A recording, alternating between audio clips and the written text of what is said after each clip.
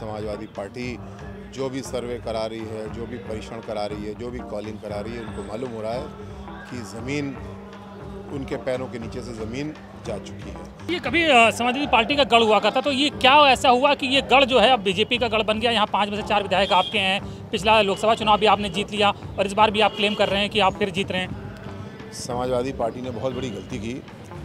लोकतंत्र में कोई गढ़ नहीं होता।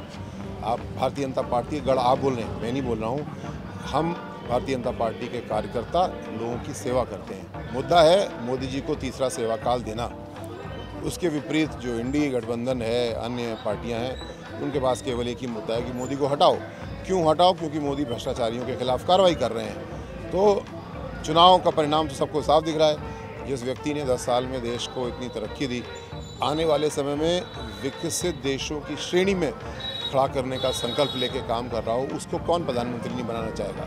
सर, आप लोगों ने पिछली बार डिम्पल जी को यहाँ से हरा दिया था, लेकिन इस बार अब जैसी चर्चा आपको ही पता चल गया होगा कि लगभग ओपन सीक्रेट है कि अखिलेश यादव स्वयं यहाँ से कंटेस्ट करेंगे, तो जाहिर बात है कि लड़ाई फिर इतनी ईजी तो नहीं रहने वाली ना सर। देखिए, हम लोग खरगोश और कछुए की लड़ाई में कछुआ हैं। हमें सारे आंकड़े हमारे सामने, सारा समीकरण हमारे सामने, लेकिन हम लोग लगातार कदम दर कदम परिश्रम करके 10 महीने से चल रहे हैं। अन्य पार्टियां तो आज अभी प्रत्याशी तक नहीं तय कर पाई हैं। कन्नौज में चुनाव धीरे धीरे जोर पकड़ रहा है। उत्तर प्रदेश सरकार के मंत्री असीम अरुण जी हमारे साथ हैं, जो कि पूर्व IPS भी रह चुके हैं। सर, आपका स्वागत है। और क्राइम रिपोर्टिंग के दौरान तो आपको हमने बहुत कवर किया है। तो सर, कैसा चल रहा है सर, माहौल क्या है अभी कन्नौज में? सर, माहौल कन्नौज के कार्यकर्ताओं ने, भारतीय जनता पार्टी के संगठन ने इतना सकारात्मक बना दिया है। ज़मीन से इतने लोगों का जुड़ाव आज हुआ है, नए वोटर जुड़े हैं, नए नेता जुड़े हैं कि आज समाजवादी पार्टी जो भी सर्वे करा रही है, जो भी परीक्षण करा रही है, जो भी कॉलिंग करा रही है, उनको मालूम हो रहा है कि ज़मीन उनके पैरों के नीचे से ज़मीन जा चुकी है, जिसकी वजह से वो प्रत्याशी नहीं तय कर पा रहे हैं। दूसरी ओर संगठन में हमारे प्रत्याशी सुब्रत भैया, हम सब विधायक चट्टान की तरह जुटे हैं, एक साथ खड़े हैं और बहुत बड़ी जीत के लिए काम कर रहे हैं।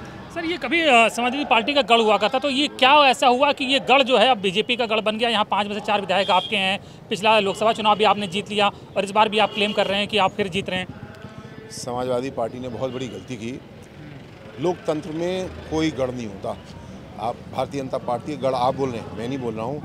हम भारतीय जनता पार्टी के कार्यकर्ता लोगों की सेवा करते हैं।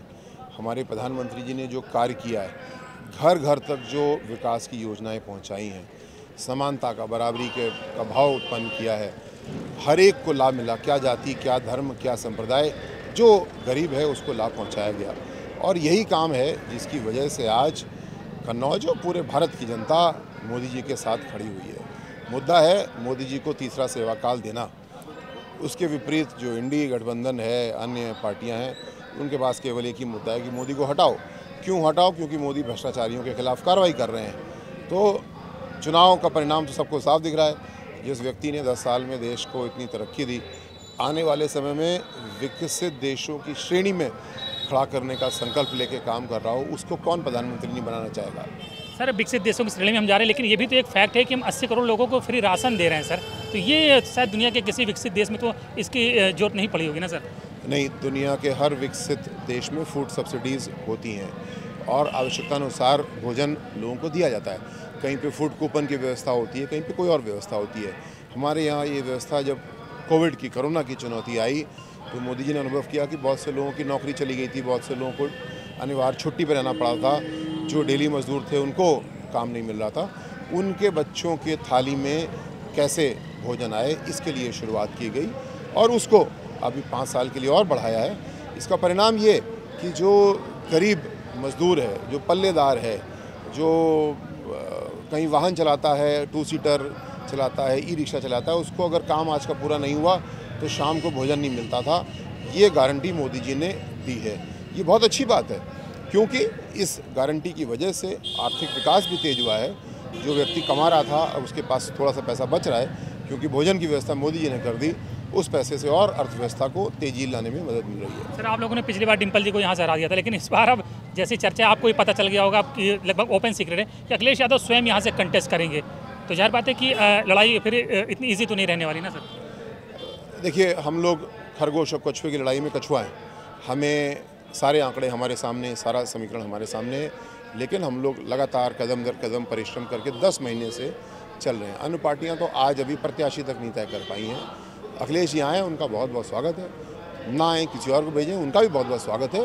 लेकिन हम लोग शुरुआत ही कर रहे हैं 1.5 लाख के बढ़त से, समीकरण के आधार पे ही, जुड़ाव के आधार पे। उसके आगे हमारे कार्यकर्ताओं की मेहनत, हम लोग, मुझे लगता है कि आराम से हम लोग लाखों की जीत इस बार दर्ज करेंगे अपने कन्नौज के सम्मानित नागरिक के आधार पे। सर, आपके जो कैंडिडेट हैं, कई कंट्रोवर्सी भी उनके साथ रही है और आपने भी देखा होगा कई ऑडियो वायरल हुए हैं और कई बार मुकदमा भी उन पर एक बार दर्ज हो गया था, तो बड़ी कंट्रोवर्सी भी सर उनके साथ रही है। कोई कंट्रोवर्सी नहीं है। सुब्रत पाठक जी अपने कार्यकर्ताओं के साथ खड़े होते हैं। कभी कोई परेशानी में होता है गरीब, तो उसके लिए जाकर के लड़ाई लड़ते हैं। आज तक कभी भी वो लड़ाई गलत सिद्ध नहीं हुई। और राजनीति में अपने साथी के लिए, गरीब के लिए खड़ा होना, ये एक अच्छी बात है, आदर्शवादी बात है।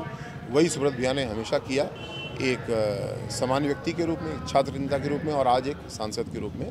तो ये, इसको विवाद दूसरे लोग कह सकते हैं, लेकिन जो समर्थक हैं, जो वोटर हैं, उनको गौरव इस बात का है कि हमारा सांसद मजबूत है, ज़रूरत पड़ने पे उनके साथ खड़ा होता है सड़क पे आकर। सर, कई आपके सांसदों के जो कैंडिडेट्स हैं उनके बिल्कुल ऑडियो वायरल हुए सर, संविधान संशोधन की बात करते हैं सर, तो कैसे देखते हैं सर इसको?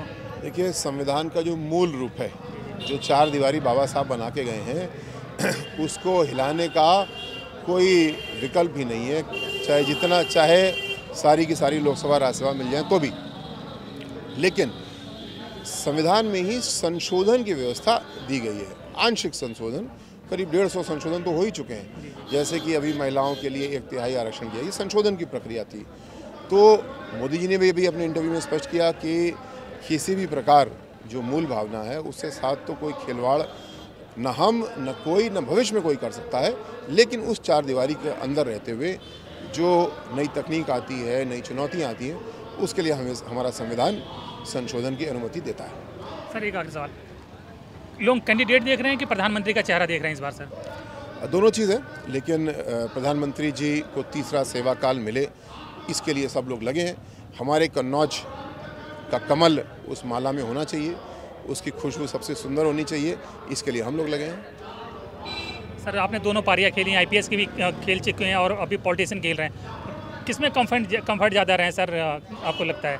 बात कंफर्ट की नहीं है, बात योगदान की है, बात चुनौती की है। पुलिस की चुनौतियाँ अलग होती हैं, इमरजेंसी नेचर की होती हैं, अपराधियों के साथ होती हैं। पॉलिटिक्स की चुनौतियाँ अलग वृहद हैं, गवर्नेंस की चुनौतियाँ और भी वृहद हैं। कुछ खट्टा कुछ मीठा हर जगह, वहाँ भी था, यहाँ भी है। चलिए सर, शुभकामनाएं आपको। बाकी तो जनता जनार्दन फैसला करेगी सर किस तरफ वोट बैठता है। ठीक है, तो असीम अरुण जी हैं और मंत्री हैं उत्तर प्रदेश सरकार में, और देखिए यहाँ पब्लिक मीटिंग चल रही, लोगों से मिल रहे हैं और दावा कर रहे हैं कि कन्नौज में कमल एक बार फिर खिलेगा। लेकिन अब तो ये 4 जून को ही पता चलेगा जब वोट होगा और वोटों की गिनती होगी। क्यों? सही बात है ना? जनता तय करेगी तो। बिल्कुल बिल्कुल है, बिल्कुल बिल्कुल। मंत्री जी से पूछ लिया, तो खत्म करते हैं और धन्यवाद।